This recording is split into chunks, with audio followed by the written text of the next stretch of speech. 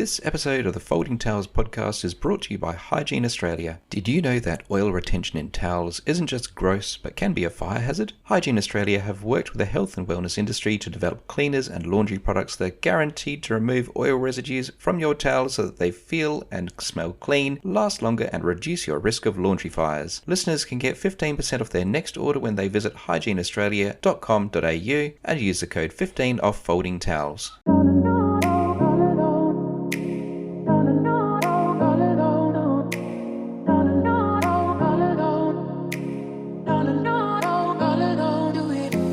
Hello, it's David here from the Folding Towels podcast. Welcome back to another exciting episode.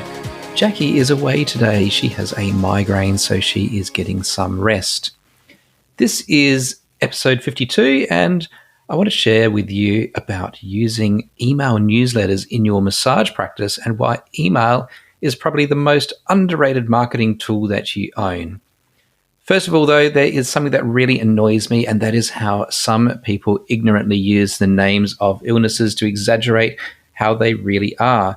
I used to work in a government office, and I had colleagues who would regularly say things like, "I've got the flu today." And those same people would say, "I've got a migraine, so I've taken some Panadol." Look, I don't get migraines. I do get cluster headaches from time to time.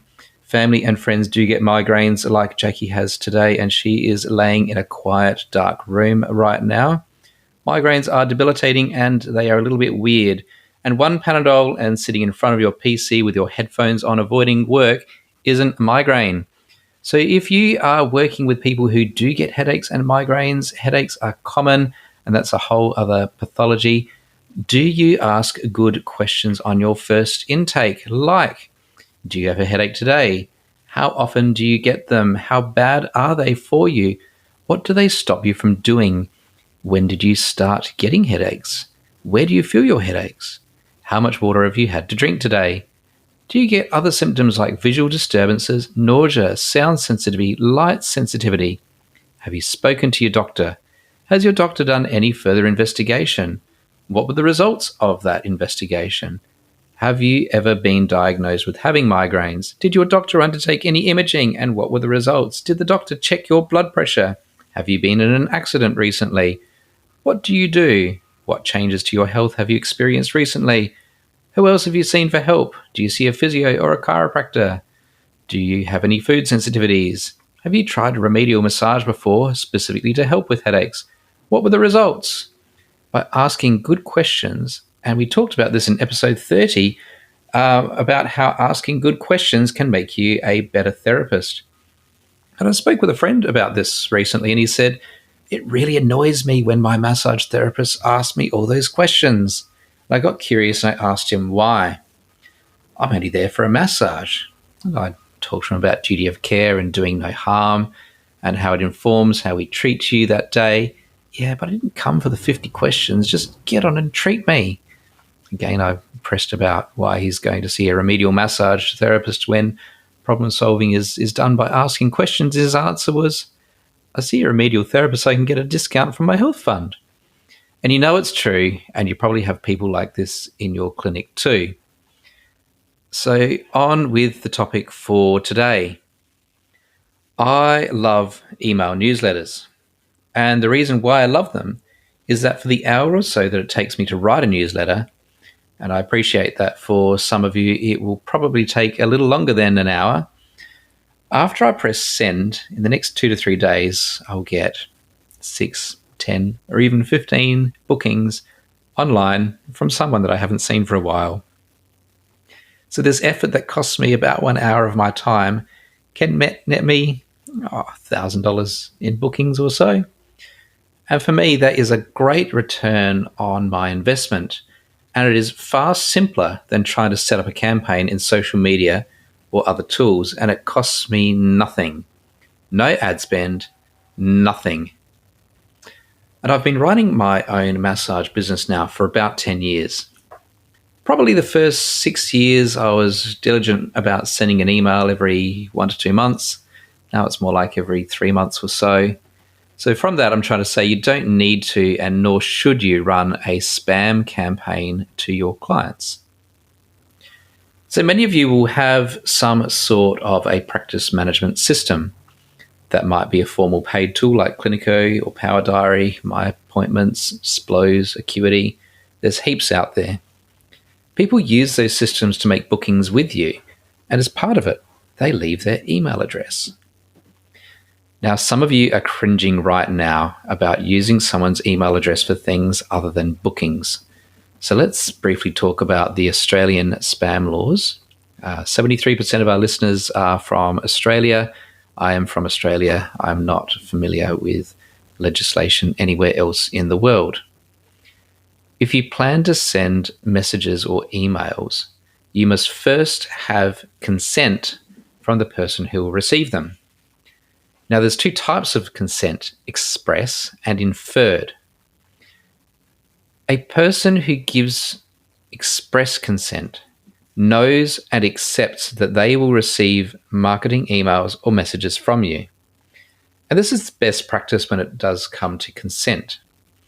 And people can give express consent by one of the following: filling in a form, ticking a box on a website, over the phone, face-to-face.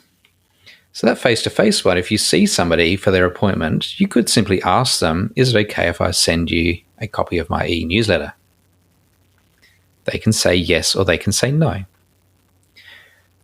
You cannot send an electronic message to ask for consent because this is considered a marketing message. Now, you can find those words on the ACMA website, one of the government regulatory bodies around communication by businesses. So in some circumstances, you may infer that you have consent to send marketing messages if the recipient has knowingly and directly given you their address, and it is reasonable to believe that they would expect to receive marketing from your business. And if you think about anywhere that you have spent money and you've had to leave your email address, you can almost be guaranteed that you will get an email of some sort from that business at some time, and you just come to expect that. So working with that level of consent, when you send that first email to a client or clients, and in any message that you send to a client or clients that is more than just, say, a confirmation or a legitimate appointment-related communication, so I'm talking marketing messages, marketing emails, an e-newsletter, you must ensure that your message identifies you as the sender. It contains your contact details, and it needs to be easy for that person to unsubscribe. And usually that is done through an unsubscribe link. Often that's in the footer of the email. You can choose to put it higher up. Your reader should not have to search for that unsubscription, nor should they have to directly contact you to be asked to be removed from the list. So this is where using an email tool like MailChimp or MailerLite or Constant Contact is beneficial, as these allow the receiver to unsubscribe from your newsletter very easily. So that's the boring stuff. On with the fun part, which is writing your newsletters. So I think it's useful to jump into your own personal emails and just have a look at the emails which are probably sitting in your inbox, and probably more importantly, the ones which are sitting in your deleted items. So here's examples of emails that I dislike receiving. Blatant marketing, like when you visit a store and then they offer you their membership, which is free, and it gives you 5% off all things every time you come into the store. And in return, they email you multiple times a week. And one of the worst that I've come across is Kogan, who after I purchased one thing would email me 5 or more times a day. Now, they did make it easy for me to unsubscribe, but it was a bit of a shock. So that sort of stuff just is a bit yuck. I also don't like technical emails unless I've asked for them. So if I've subscribed to someone like Stuart Hines, Paula Nutting, I expect to get technical related emails from them. But for example, my physio sends me emails with very precise information about muscles like the glomeruli, and I'm exaggerating a bit, but this is yawn-worthy material that I do receive. I also dislike fluffy, AI-written, non-personal, desperate, buy from me type emails. I also don't like highly curated and manicured emails. You know, the ones which you open and they've got a fancy background and they've got lots of pictures and they take a long time to load. And you open it on your phone, for instance, and you can't get to the text because there's massive pictures in the way. Ugh. And I also don't like emails that necessitate that I click on link after link to learn more information about the stuff that doesn't necessarily interest me. I just want to be able to scan it. And if it interests me, then I'll go on to read it. All of those things earn you a hashtag unsubscribe. Because email has become just like my letterbox. Most days, all I receive in my email is junk mail, authoritative stuff that I have to have, like information about the latest employment laws, and bills that I need to pay. And that's a mailbox that I voluntarily carry around in my pocket, where it invades my personal time. I don't really like being part of that yawn.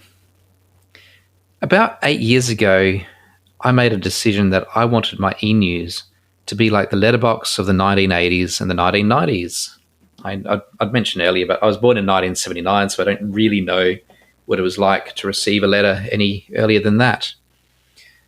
And as a child, I was excited about the postman coming, other than he rode a bike, because we would get handwritten letters from friends and postcards from relatives. And they would usually have something interesting and exciting. And those letters were dead simple. They weren't produced in a desktop publishing system. They weren't highly curated. It was the words that meant something. And your emails can be like this too. Plain, unformatted text. No need for any fancy graphics. I love getting emails that contain personal information where it gives me an insight to the humanity of the sender. And for business massage training related, as an example, I subscribe to an instructor named David Lobenstein. And his emails usually contain a bit of a story about his family, the things he's working on, the books he's reading, and something that's touched his heart recently. And Tim Reed, who runs the Small Business Big Marketing podcast, he also sends very simple emails to his listeners. Now, we'll throw in a bit of a caveat. If you work with a very specific cohort, for example, you only work with high-performance athletes and they're a bit of a type A personality, then maybe something data-driven is okay for them. Here's the latest research on this supplement. Use this exercise to make you run faster, jump higher, adjust your microbiome for maximum endurance. There is a cohort of people who love that stuff. So I guess my point is more about knowing your client and is that what they like to read? For me, give me a glimpse of your soul. That's what my clients like. That's what I like. And I know this because at the very next treatment, they will tell me that they've read the email. I love to use email to tell a story. Something a bit whimsical, something a bit helpful, something highly personal, something relatable. And AI isn't good enough to do that yet, so I have to write it myself.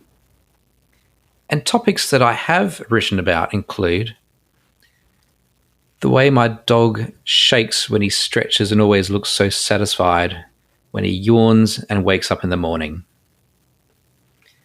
Dancing like a goofball with my children because it's good for the soul. Building blanket forts.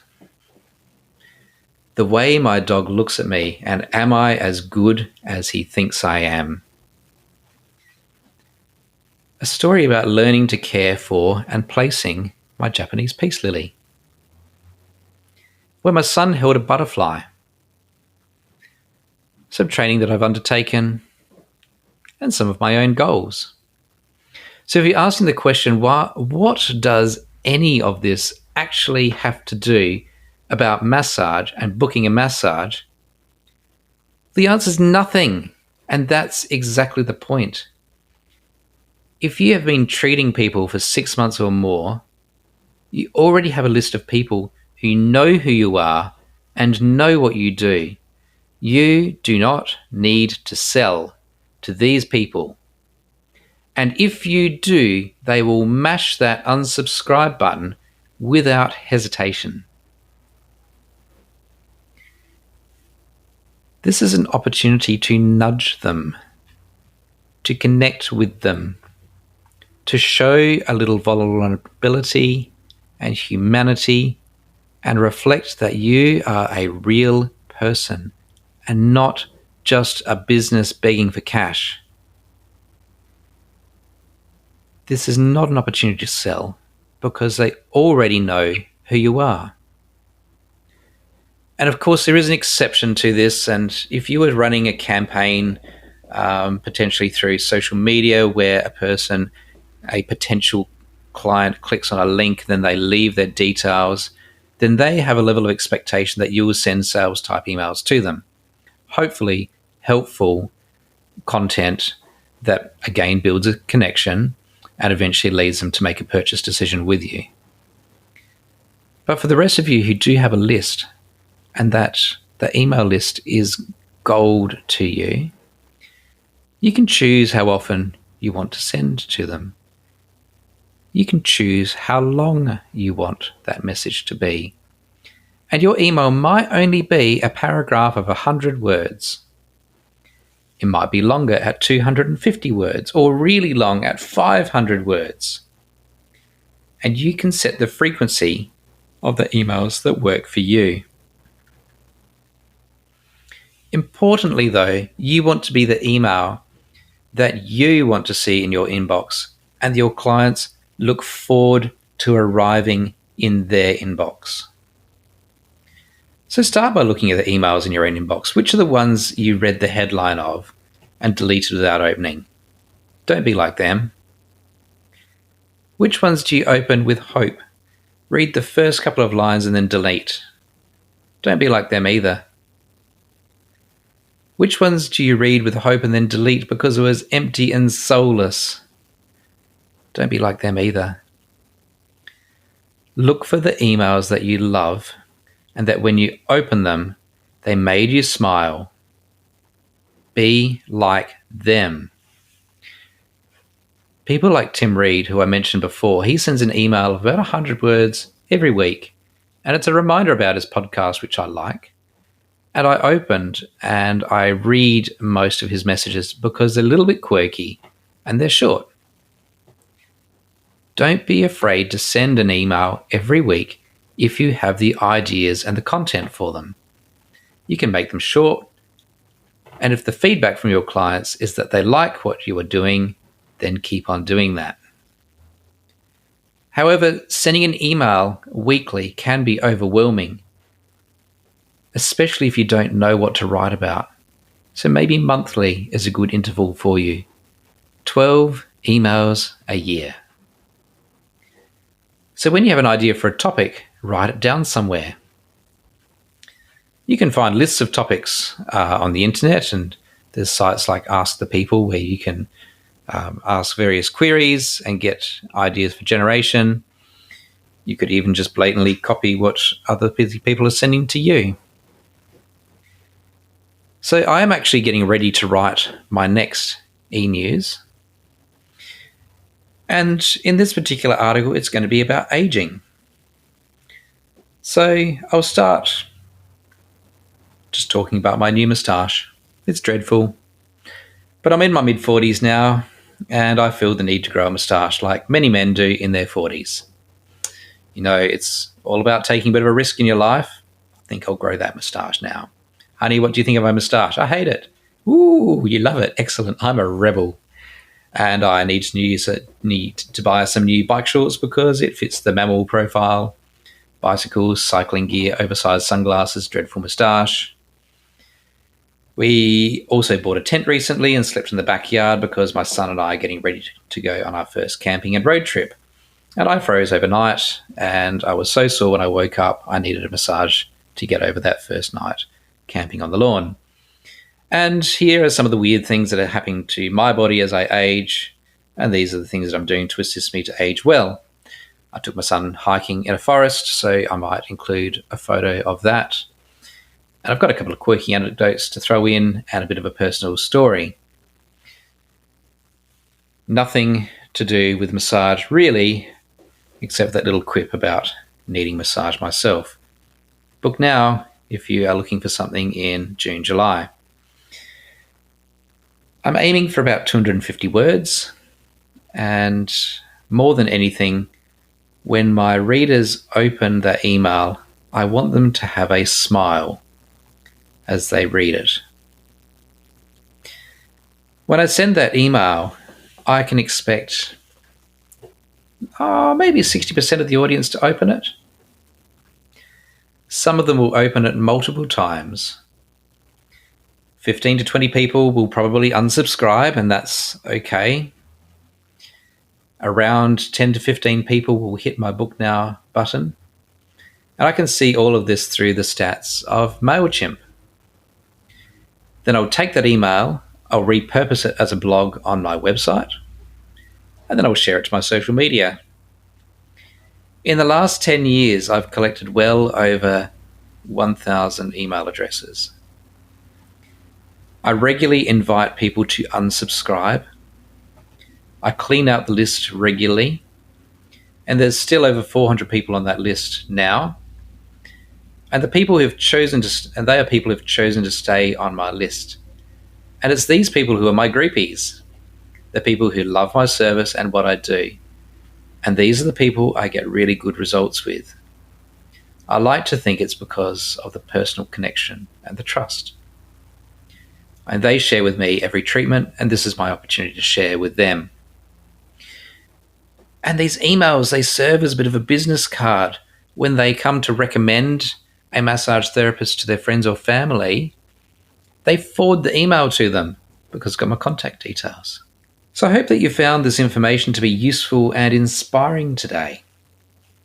If you like what Jackie and I are doing here at the Folding Towels podcast, please like this episode in your favorite listening app and subscribe to the show so that you never miss an episode. If your app lets you leave a rating or a review, it would really mean the world to us if you could leave us a few words. Thank you to HY.GIENE Australia, who are supporting us to bring you this show. Find a link to their website and a discount code in the show notes, and we will be seeing you again in the next episode. Bye for now.